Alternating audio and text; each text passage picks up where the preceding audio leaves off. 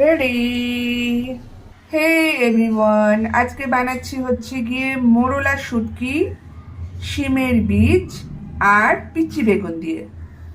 এই হচ্ছে আমার শিমের বীজ। আমি বীজগুলোকে আর কি সারা রাত ভিজিয়ে রেখে খোসাগুলোকে ছাড়িয়ে নিয়ে পরিষ্কার করে নিয়েছি। আর এটা হচ্ছে আমার পিচ্চি বেগুন। বেগুনগুলোকে জাস্ট আমি মাঝখান থেকে এই একটা ফালি আর এই একটা ফালি, জাস্ট এইভাবে ফালি দিয়ে নেব।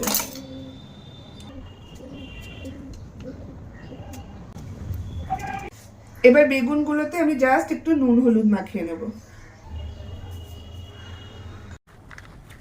প্রথমে একটু হালকা গরম জল দিয়ে মাছগুলোকে ভালো করে ওয়াশ করে নেব। কড়াইতে দেব সর্ষের তেল। প্রথমে আমি বেগুনগুলোকে হালকা করে একটু ভেজে নেব।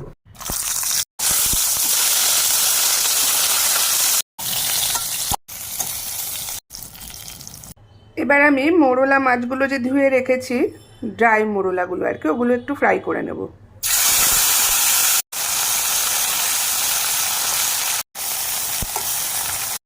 একটু টমেটো কুচি, একটু ধনেপাতা কুচি, দুটো কাঁচা লঙ্কা নিয়েছি।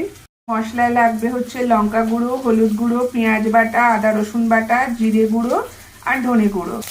মাছগুলো মোটামুটি ফ্রাই হয়ে গেছে।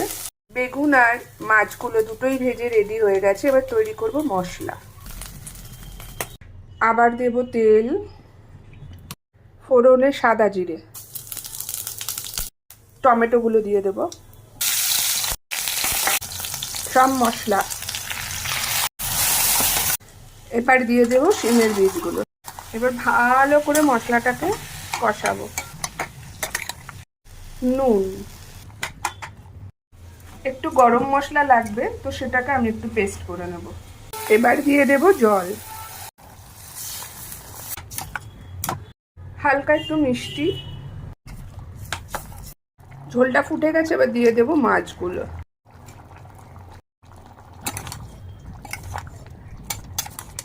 আর দেব বেগুনগুলো।